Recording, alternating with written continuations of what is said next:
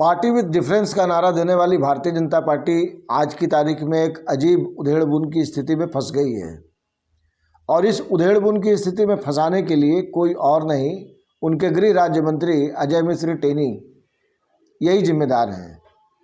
उनका बेटा लगभग हत्या के मामले में फंसता नज़र आ रहा है। एसआईटी जो सुप्रीम कोर्ट से गवर्न हो रही है, उसकी रिपोर्ट बहुत साफ है कि ये जो किसानों के ऊपर में थार चढ़ाया गया, ये अचानक नहीं हुआ है, ये सुनियोजित था, बाकायदा साजिश किया गया था। लोकसभा में इसको लेकर के कल हंगामा हुआ और वहाँ पे निर्लज्जता देखी कि अजय मिश्र टेनी को बचाने के लिए लोगों ने किस किस किस्म के तर्क गढ़े। मतलब हंसी आती है आपको सुन कर। पीयूष गोयल ने जो कहा उसको आप सुनिए, मैं उसको रिपीट नहीं करना चाहता हूँ। ये समझने वाली बात है कि लखीमपुर खीरी में जो हादसा हुआ उसको लेकर के रिग्रेट फील करने वाला आज की तारीख में भी कोई नहीं है। कल एबीपी न्यूज़ के एक पत्रकार ने लखीमपुर खीरी के बेताज बादशाह और गृह राज्य मंत्री अजय मिश्र टेनी से सवाल पूछा कि साहब, आपके बेटे के ऊपर में तो मामला दूसरा दर्ज हो गया है, आपका क्या कहना है? अजय मिश्र टेनी ने उसे गालियां दी, धक्का दिया, कहा कि मोबाइल बंद करो, तुम्हारा दिमाग खराब हो गया क्या बे? इसके अलावा कई और गालियां दी गई। मैं उन गालियों को यहाँ पर उद्धृत नहीं करना चाहता, कोई मतलब नहीं है। वो अजय मिश्र का अपना संस्कार है, हमारा अपना संस्कार है। सवाल कई हैं। पहला सवाल ये है, और ये फैक्ट है, कि 4 आदमी उस थार के नीचे आकर के दब के मर गए। दूसरा ये है कि वो जो थार गाड़ी है वो अजय मिश्र की गाड़ी है और ये भी पता चल गया है अब तक के इन्वेस्टिगेशन में कि उसमें राइफल के साथ आशीष मिश्र बैठे हुए थे। ये 2 तथ्य सर्वाधिक महत्वपूर्ण है और एसआईटी ने इसको मुद्दा बना करके जांच आगे बढ़ाई है। कल जो रिपोर्ट आई है उसमें साजिशन हत्या का मामला ऐड ऑन किया गया है और अब ये मान कर चला जा सकता है कि ये मामला बहुत ज़्यादा पेचीदा हो गया है। अब कांग्रेस समेत विपक्ष के तमाम नेताओं ने इसको मुद्दा बनाया और कहीं से गलत नहीं है। बीजेपी पहले बनाती रही है। अब मुद्दा क्या है भाई? मुद्दा ये है कि प्रधानमंत्री जी को चाहिए कि वो अजय मिश्र टेनी को अपने मंत्रिमंडल से बर्खास्त करें, सलाह दें या बर्खास्त करें। इसी को लेकर के लोकसभा में हंगामा हुआ और उस हंगामे का कोई रिजल्ट नहीं निकला। बार बार लोकसभा की जो कार्रवाई है वो स्थगित होती रही। ये तो स्थगित होना तो इस लोकतंत्र का सबसे बड़ा आभूषण बन गया है। करोड़ों रुपए जनता के खर्च हो रहे हैं, किसी ने थोड़ा सा चिल्ला दिया, पीठासीन अधिकारी ने उसको थोड़ा समझाया, देखा कि बात नहीं समझा, चलो विधानसभा लोकसभा जो भी है उसको एडजॉर्न करो, आगे कार्रवाई करो। हमारा आपका जो गाढ़े कमाई का पैसा है वो वहाँ पर जा कर के ख़त्म हो जाता है। अब सवाल ये है कि अगर न्याय का शासन है जैसा कि दावा किया जाता है और ख़ास करके उत्तर प्रदेश में सुशासन की बात की जाती है, न्याय के शासन की बात की जाती है, तो उस न्याय के शासन का क्या मतलब है? अजय मिश्र टेनी देश के गृह राज्य मंत्री हैं और उनके बेटा पर, उनके पुत्र पर, उनके लाडले पर हत्या का मुकदमा है। क्या इस आधार पे उनके खिलाफ कार्रवाई नहीं होनी चाहिए? नंबर 1। नंबर 2, योगी सरकार कहती है कि कोई भी कल्प्रिट किसी भी किस्म का हो, अगर वो दोषी पाया जाता है तो हम कानूनी कार्रवाई तो करेंगे ही, बुलडोजर भी चला देंगे। टेनी के घर पे बुलडोजर कब चलेगा साहब? नंबर 3, बकरी चोरी और किताब चोरी के आरोप में समाजवादी पार्टी के नेता आजम खान को जेल में डाल दिया जाता है। यहाँ तो 4 लोगों की हत्या हुई है, उनका परिवार लूट गया। तो जो उसका आरोपी है और जो आरोपित के पिता हैं उनके खिलाफ क्या कार्रवाई हुई?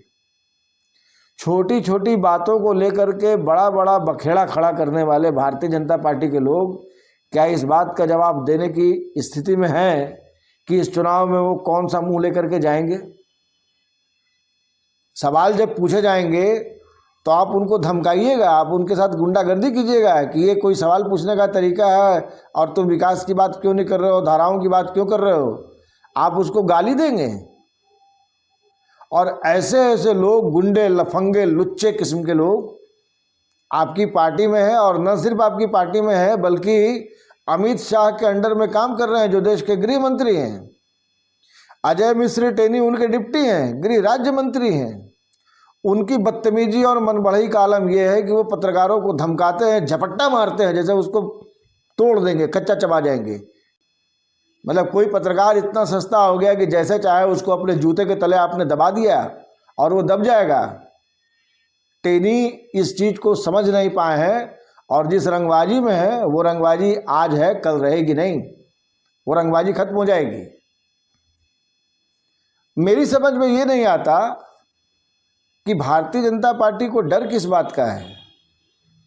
अजय मिश्र टेनी ब्राह्मण होने के नाते क्या लोगों को ये लगता है कि भारतीय जनता पार्टी से ब्राह्मण वैसे ही नाराज हैं, इनको हटा देंगे तो ब्राह्मण और नाराज हो जाएंगे? कोई ब्राह्मण नाराज नहीं है, खास करके उत्तर प्रदेश की बात है। और जो नाराज हैं वो नाराज रहेंगे, उनकी अपनी नीतियां हैं। अजय मिश्र टेनी को आप अपने मंत्रिमंडल से टर्मिनेट करते हैं तो उसका कोई इम्पैक्ट नहीं पड़ेगा, और ये कोई ब्राह्मण नेता नहीं है, कोई ब्राह्मण चेहरा नहीं है।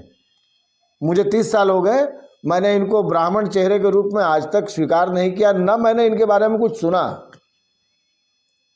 तो ये एक तरीके से ब्लैकमेलिंग की पोस्टिंग है, ब्लैकमेलिंग का एक प्रोसीजर है कि कोई कुछ नहीं कर सकता। दूसरी बात, सुशासन की बात करने वाले, चाहे वो आदरणीय योगी आदित्यनाथ हो या आदरणीय नरेंद्र मोदी जी हों, क्या उनको दिख नहीं रहा है कि दोषी कौन है? टर्मिनेशन की कार्रवाई के लिए आपको सुप्रीम कोर्ट का मुंह देखने की जरूरत नहीं है प्रथम दृष्टया, और ये तो खुद होना चाहिए। आप टर्मिनेट करें या ना करें, चूंकि अगले में कोई नैतिकता नाम की चीज़ नहीं है भाई। यही जैन डायरी कांड में लालकृष्ण आडवाणी जी का नाम आया था, उन्होंने पहले अपने पद से इस्तीफा दे दिया। कांग्रेस के कई लोग ऐसे हैं जिनका नाम कई घोटालों में आया, उनसे इस्तीफा लिया गया और उन लोगों ने इस्तीफा दे भी दिया। जो उसमें दागी साबित हुए वो आज भी जेल के अंदर बैठे हुए हैं, जो दागी साबित नहीं हुए वो पॉलिटिक्स कर रहे हैं। तो हम इस नैतिकता की उम्मीद कम से कम अजय मिश्र टेनी से तो बिल्कुल नहीं करते। जो पत्रकारों को गाली देता हो, जो पत्रकारों पर झपट्टा मारता हो, जूते की नोक पर रखता हो, वो एक्चुअली बददिमाग और बदमिजाज किस्म का इंसान है, बददिमाग और बदमिजाज।